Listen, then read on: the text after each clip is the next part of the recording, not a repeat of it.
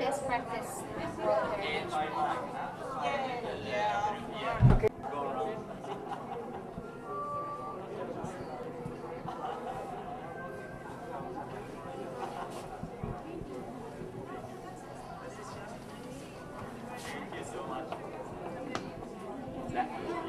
Located at the northwestern part of the Philippines, was a flourishing trading post when Don Juan de Salcedo founded it in 1572. When the seat of the Catholic Diocese of Nueva Segovia was established in Vigan in 1758 by virtue of a Spanish royal decree, her status was elevated into a city named Ciudad Fernandina de Vigan. For more than a century, Vigan was dealing the business sector an enormous setback. At that time, Vigan was a second-class municipality with an annual revenue for the most basic services. It was a diminishing community, adversely affected. This was Vigan in 1995.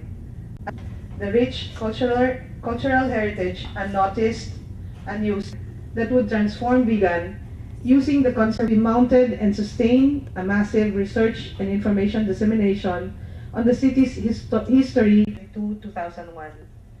The second objective is to institutionalize, realizing that safeguarding our heritage belongs primarily to us, the local government, specifying the core and buffer zones, providing the general conservation guidelines for Vigan ancestral houses or restorations were designed. The Vigan Conservation Code was enacted prescribing the detailed guidelines for restorers and homeowners to follow. The third objective is to forge local and international linkages and governments. This provides us the opportunity to imbibe best practices on local governance and heritage conservation. We formulated each resident is entitled to a free daily supply of scientific methods of aquaculture and fish processing, the development of metal crafts, the improvement of Honolulu and Maui in Hawaii, our sisterhood relationship with Gniezno in Poland, Goa in India, and Lijiang in China await formal signing. We developed a national government accredited course, the Escuela Taller or School for Restorers, to enable our craftsmen to become restoration workers. With the Department of Education, we incorporated traditional industries like loom weaving and jar making in the curriculum of our national high schools. We conducted a cultural mapping project documenting our tangible and intangible cultural properties as a means to strengthen our conservation. Third is the ongoing construction of the Vigan Conservation Complex, designed to fortify heritage conservation measures. The complex will house an arts and conservation materials depot and laboratory, a bed and breakfast, which will be a reflection of the Ilocano culture. The fourth, in international trainings, such as that on disaster risk management for cultural heritage in Kyoto, Japan, and the forum for the formulation of a curriculum. Vigan Executive Services Organization paved the way for our comprehensive environmental plan and the improvement of our mission and conserve the people's core values and traditions, as well as sustain livelihood and employment. Vigan Pinatbatan Festival of the Arts on the first week of May, the World Heritage Cities Solidarity Cultural Festival on the first week of September, the Ranyag Vigan Twilight Festival on the last week of October highlighting the ancient Filipino tradition of remembering our dearly departed. And the Lantern and Torch Parade in December are just some of the festivities that give both the residents and tourists a variety of experiences all year round. Last year, the city government constructed the Vigan Convention Center as another stimulus that will bring a windfall of benefits for our constituents. A pair of mural paintings of Vigan's history mounted on the walls of the Center Hall, paintings depicting the performing arts along the northern lobby, and a bas-relief letras y figuras depicting tourism and trade in the main lobby, and 3 chandeliers made of seashells and hand-woven fabric adorn this facility. The Vigan Convention Center has entitled Ang Babae ng Digmaan or The Women of War, a musical of how Vigan was saved during the Second World War, and Tres Pati built the Playa de Oro Resort and the Mira Hills Filipino-Spanish Friendship Park. Our sidewalks have been improved using locally produced terracotta blocks. The sector has also joined the bandwagon. They have established destinations such as the Baluarte Zoo. We are able to deliver effective services. We established 2 additional public daycare centers to provide services in each of Vigan's 39 villages. We installed the e-Vigan or Electronic Vigan Intergovernmental Agency Network to provide internet access in all public elementary and secondary schools. Information is now available not only for the rich, but to those who do not have access to computers and internet. We sustain the Vigan Scholarship Program for underprivileged but deserving college students who have assisted us along the way, and all heritage workers of the world. We shall continue to collaborate and be inspired by the people of Vigan, our partners in development.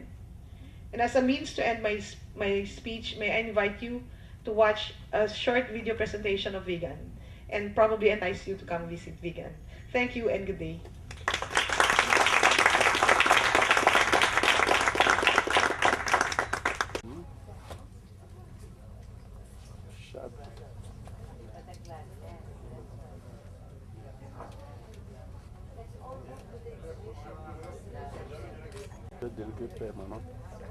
No, I appreciate it very much to see such a beautiful heritage preserved for Filipinos and also for all their foreign friends and the existing ones and the ones to come.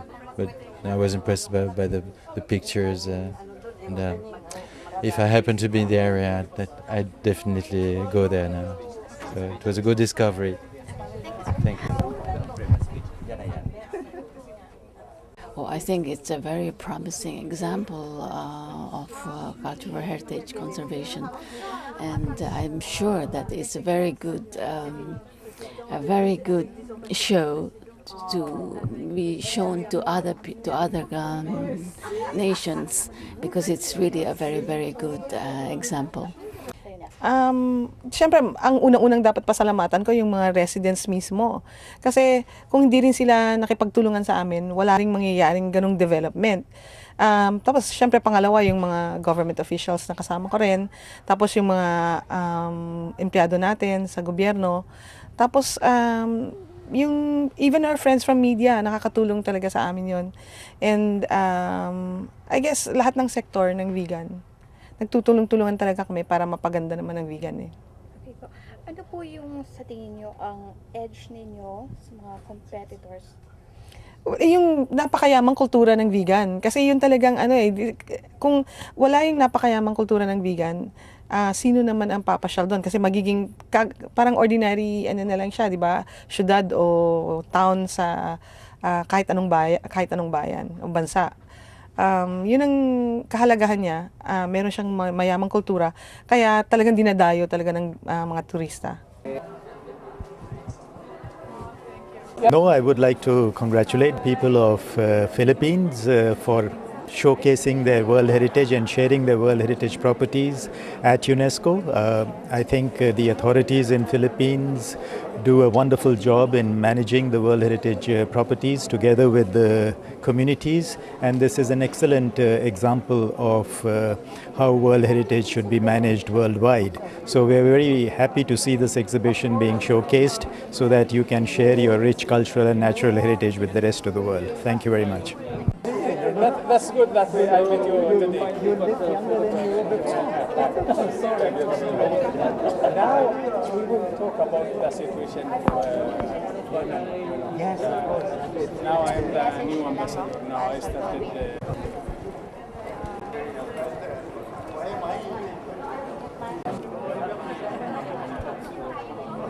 I think it's very important that the world gets to know what the Philippines is all about.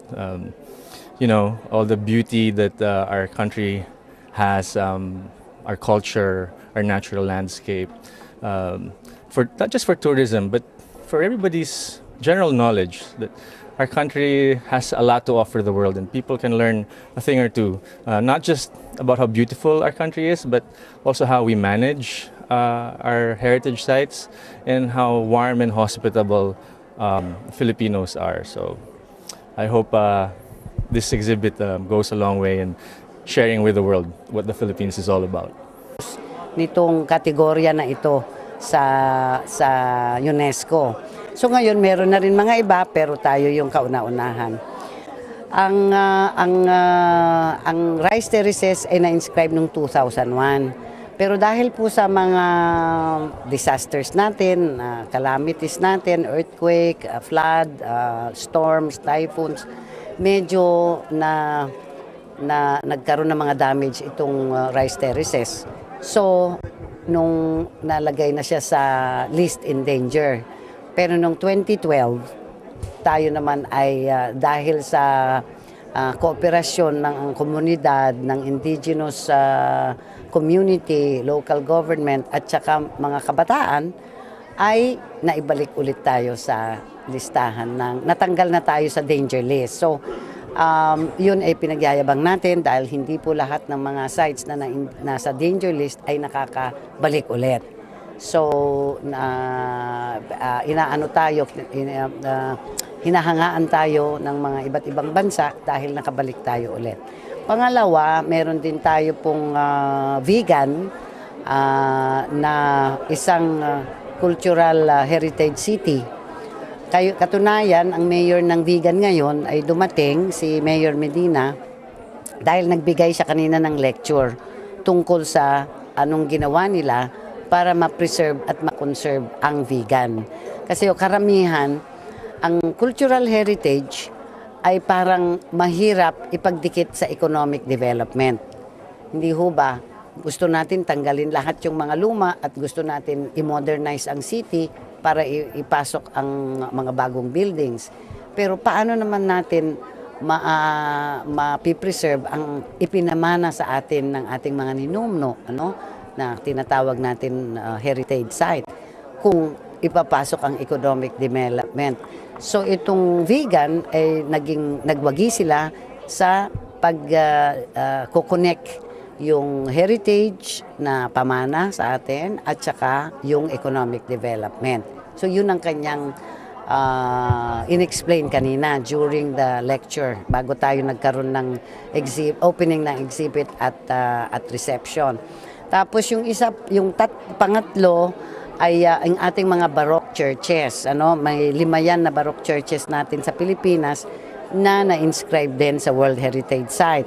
Ito po naman ay parang heritage natin, pamana sa atin, siguro ng Spain, pero tayo ang gumawa niyan, yung kultura na naihalo na Pilipino at saka Espanyol at Chinese din, dahil may mga artisans din na mga incheck, ay nagdikit-dikit yan sa 5 Baroque churches natin. Yung Vigan, nakalimutan ko, ito po ay nanalo ng isang award given by UNESCO sa best practices ng sustainable management of a heritage site. So best practices ho nakuha nila. So isa na naman. Sa 5 natin, parang tatlo yung nabigyan ng importansya, katulad ng Tobutaha Reef din, dahil ang Tobutaha Reef ay ginawa ng UNESCO at ng UN na Model Act, Model Preservation Act para sa marine environment, dahil yun ang meron tayo sa Tobutaha. So, yun din naging model yung law o regulation tungkol sa pag-preserve ng Tobutaha Reef. So, isa pa rin pinagyayabang natin. Ilan na yon? So, yung panglima ay yung ating subterranean underground river sa Puerto Princesa. Kasi doon, meron tayong kuweba. Tapos, doon sa ilalim, pwede kang pumasok. At matagal na yon, may stalagmite, may stalactite. Tapos, maganda ring tingnan. At yung tubig na yon ay naghalo ang tubig ng dagat at tubig ng ilog. So, napaka-importante ho yan. So, yung mga yan, nagiging tourist spots dahil nagilang kilala na ng world, ng UNESCO Heritage Site.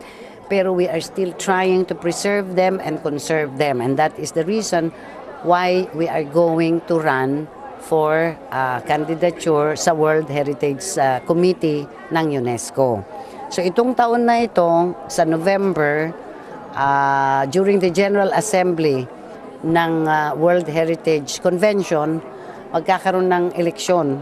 At isa sa mga kandidato out of 25 sa 12 seats ay Pilipinas.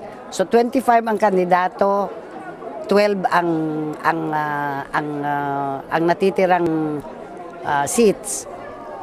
Sana naman ay tayong Pilipinas ay manalo doon. So yun ang ating pinagkakampanya ngayon, at kaya tayo nagkaroon ng exhibit ngayon para makita nila na tayong mga Pilipino ay marunong mag-preserve, mag-conserve ng ating World Heritage Site. So ipagyabang natin po itong 5 sites ng Pilipinas under UNESCO World Heritage Site po.